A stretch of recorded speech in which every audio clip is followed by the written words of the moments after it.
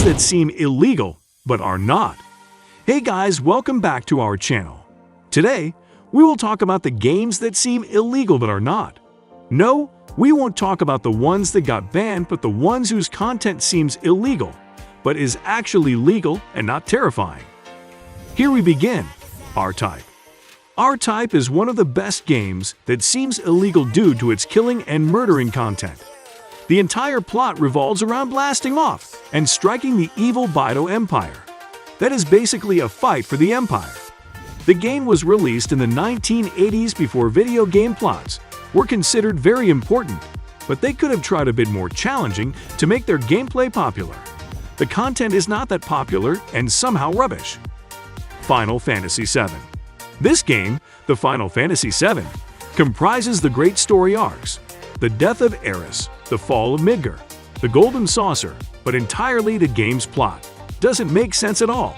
It begins promisingly enough with the ragtag squad of freedom fighters battling the oppressive corporation, but the story becomes more messy and convoluted once the entire world opens up.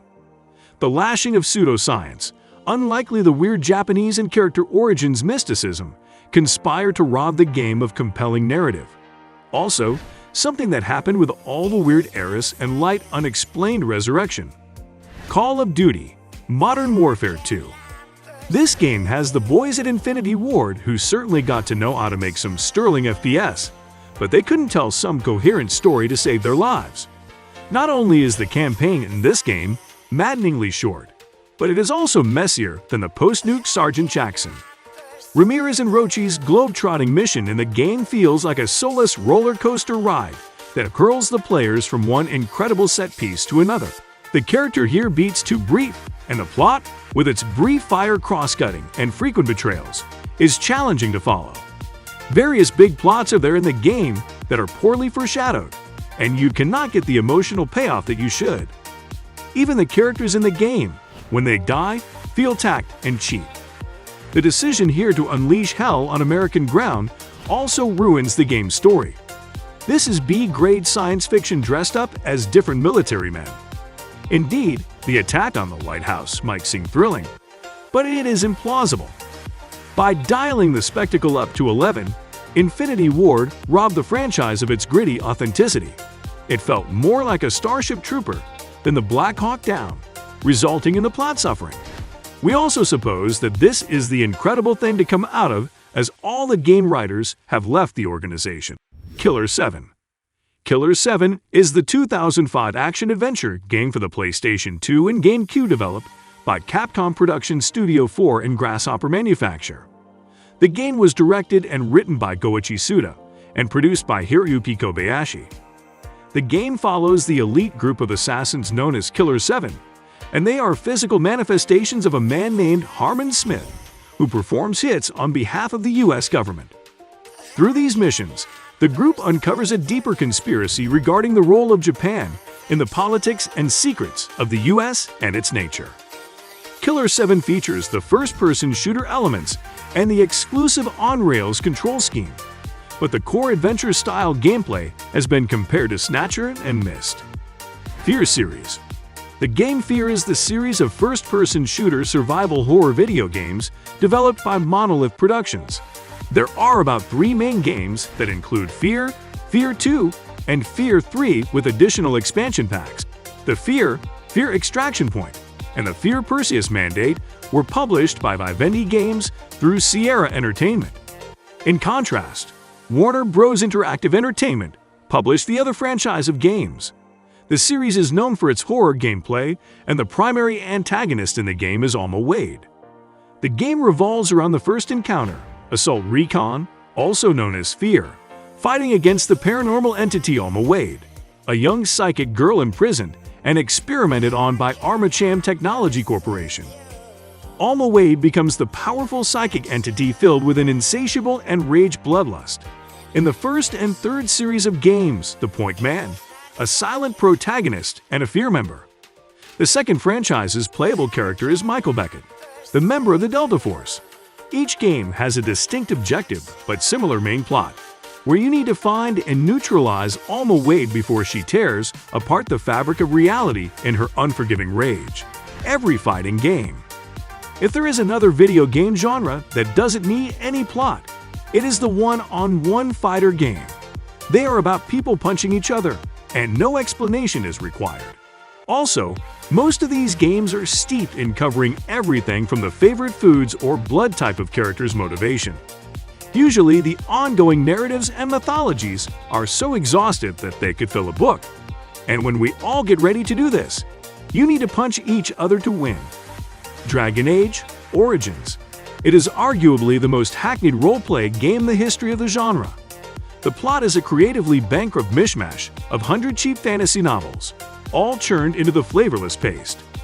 Every character you will meet in this game speaks reams of ye old fantasy pap in dodgy English accents, and the overriding plot is as clinched as they arrive. The primary cast all do solid voice work, but they can't make up for the risible D and D plot. Anyone who has enjoyed the storyline of this game needs to get laid, simple and plain. Silent Hill 2.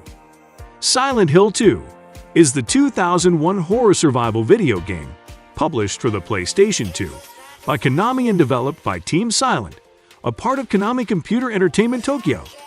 For the Silent Hill series, the second installment of the game, Silent Hill 2, centers on James Sunderland, a widower. He journeys to the town of Silent Hill after receiving a letter from his dead wife informing him that she is waiting there for him. It was published in September 2001. The extended version containing a bonus scenario, Born from a Wish, and other additions were published for Xbox in December. In 2002, it was protected by Microsoft Windows, and a remastered HD version of the game was released for the Xbox 360 and PlayStation 3 as part of the Silent Hill HD collection. Work on Silent Hill 2 began in June 1999, soon after the completion of Silent Hill. Its narrative was inspired by Crime and Punishment, the Russian novel by Fyodor Dostoevsky, and some of the influences on the game's artistic style, including film directors David Fincher, Alfred Hitchcock, David Cronenberg, and David Lynch. Cultural references to history, literature, and films can be found in the game. Psychological elements like the gradual disappearance of Mary's letter, the more humanoid monsters' symbolic holes, and designs were incorporated in the game. The objective of Silent Hill 2 is to guide the character, James Sunderland, through the monster-filled town of Silent Hill as he searches for his deceased wife. The game features a third-person view with various camera angles.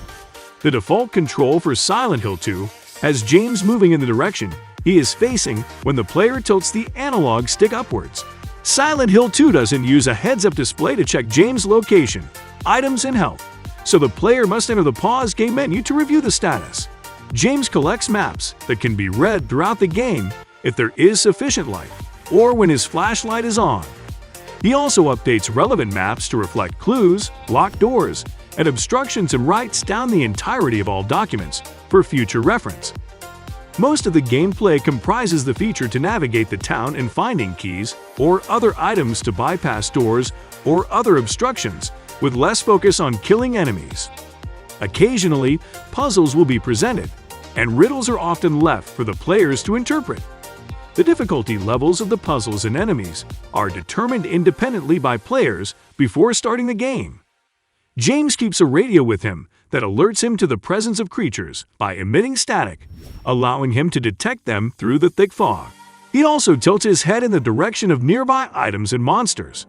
He discovers 3 melee weapons and firearms throughout the game for combat, with another 2 melee weapons unlocked during replays. So, this is all for the video. These were the games that comprise the terrifying storyline that may seem illegal. I hope you enjoyed watching it. What are your reviews over these games? Let us know in the comments below. Until the next video, stay tuned and subscribe for more.